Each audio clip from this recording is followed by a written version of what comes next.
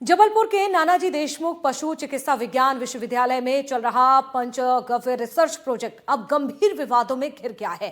Cancer जैसी गंभीर बीमारियों के इलाज का दावा करने वाला यह सरकारी प्रोजेक्ट अब वित्तीय अनियमितताओं और संदिग्ध खर्चों के आरोपों के चलते प्रशासनिक जांच के घेरे में है। आखिर क्या है मामला, इस रिपोर्ट में आप देखिए।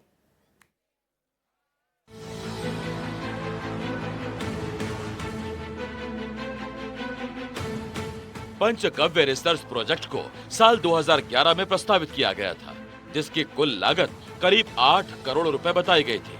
हालांकि सरकार ने इसके लिए 3.5 करोड़ रुपए की मंजूरी दी थी।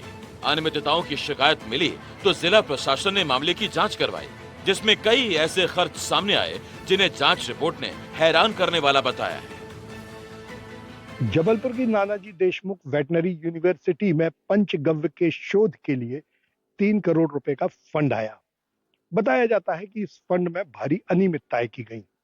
इसके लिए संभागायुक्त ने कलेक्टर से एक जांच करने के लिए आदेश दिया। जांच में ये आया कि जो फंड आया था उससे वाहन खरीदे गए, गोवा की यात्रा की गई और भी कई सारी जो मशीनरीज थी उसमें अनियमितताएं की गई। जांच रिपोर्ट में इस बात का भी जिक्र है कि विश्वविद्यालय की टीम ने पंचगव्य प्रोजेक्ट की आड़ में गोवा का दौरा किया। इसके अलावा करीब 7.5 लाख रुपए की एक कार खरीदी गई, जो स्वीकृत बजट में शामिल नहीं थी। ईंधन और वाहन रख रखाव पर 7.5 लाख रुपए, मजदूरी के नाम पर 3.5 लाख रुपए, साथ ही टेबल और इलेक्ट्रॉनिक उपकरणों पर करीब 15 लाख रुपए का खर्च भी रिपोर्ट में सवालों के घेरे में है। ये कलेक्टर महोदय से हमें एक जांच रिपोर्ट जांच की जाने बाबत प्राप्त हुई थी, जो नानाजी देशमुख पशु चिकित्सा विश्वविद्यालय आधारताल से संबंधित था।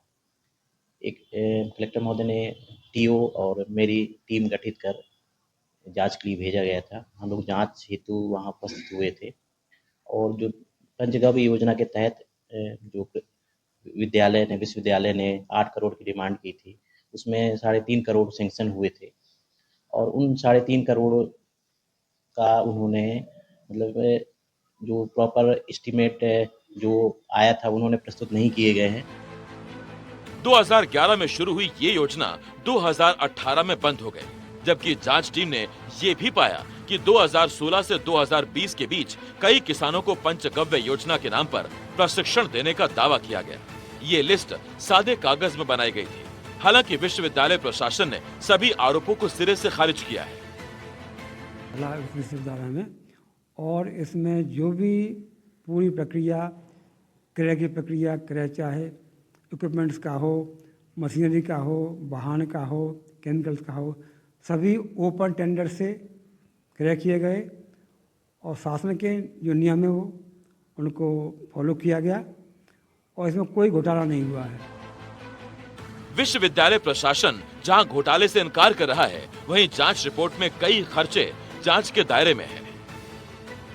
जांच रिपोर्ट अब कलेक्टर ने संभागायुक्त को सौंप दी है, लेकिन दूसरी ओर नानाजी देशमुख वेटनरी यूनिवर्सिटी के रजिस्ट्रार का कहना है कि कुछ भी अनियमितताएं नहीं हुई। जो कुछ भी हुआ वह सब नियमानुसार हुआ है। अब जांच रिपोर्ट के बाद संभागायुक्त क्या फैसला लेते हैं यह देखा जाएगा।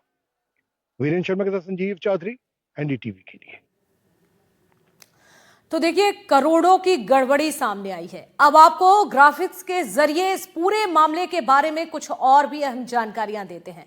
देखिए, 2011 से 2018 के बीच में 1 करोड़ 92 लाख रुपए खर्च किए गए। गोबर, गौमूत्र, इसके साथ ही कच्चे माल पर यह खर्च दिखा दिया गया। मशीनरी पर दिखाया गया 1 करोड़ 92 लाख का खर्च, तो बाजार कीमत महज 15 से 20 लाख रुपए ही थी, यानी कि बाकी की गड़बड़ी हो गई। रिसर्च के नाम पर 23 से 24 हवाई यात्रा, इसके साथ ही गोवा, हैदराबाद, कोलकाता अधिकारी गए हुए थे। बिना स्वीकृति खरीदी गई थी, स्वीकृति ली ही नहीं गई। बिना स्वीकृति के खरीदी गई 7,05,000 की कार के ईंधन रख रखाव पर जहां 7,05,000 का खर्च दिखा दिया गया। मजदूरी के नाम पर जहां 3,05,000 रुपए खर्च कर दिए गए।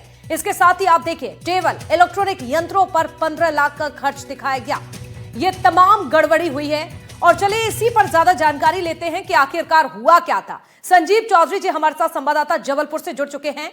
संजीव जी, करोड़ों की गड़बड़ी का मामला जबलपुर में सामने आया है रिसर्च के नाम पर। मतलब रिसर्च के नाम पर भी घपला कर दिया गया। बताइए जरा, शुरुआत कहां से होती है, किस तरह से जांच होती है और अब तक क्या कुछ सामने आता है?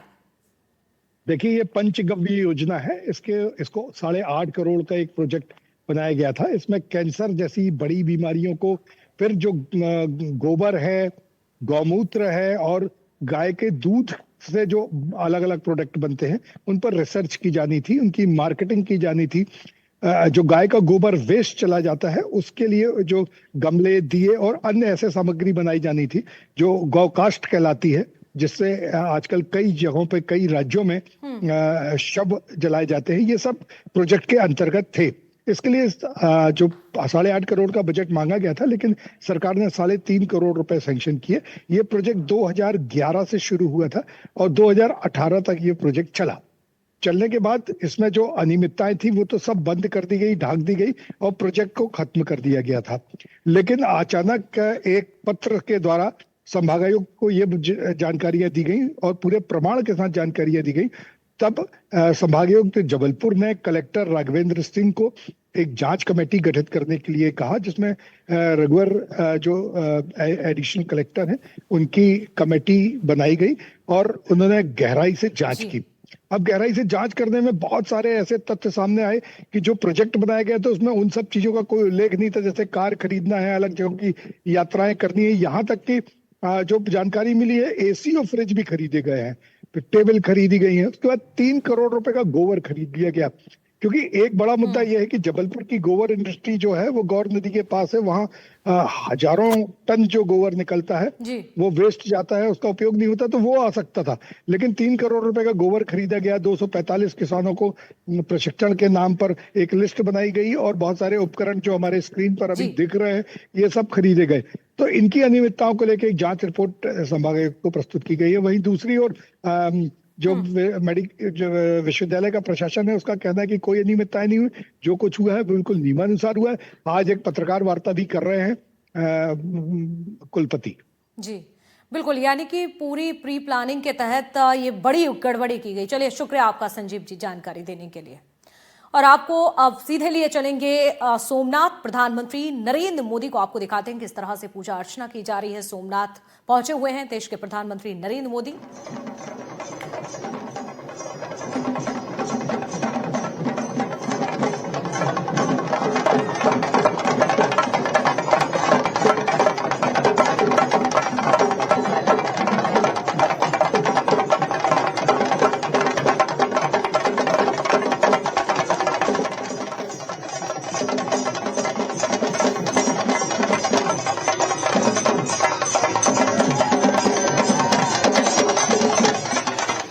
प्रधानमंत्री नरेंद्र मोदी की साधना आप देख रहे थे और इसके साथ ही किस तरह से भक्ति का रंग उनके ऊपर चढ़ा हुआ है, ये आप देख सकते हैं। बिल्कुल उसी तरह से रंग में रंगे हुए नजर आ रहे हैं प्रधानमंत्री नरेंद्र मोदी। तो अपने 3 दिन के दौरे पर हैं।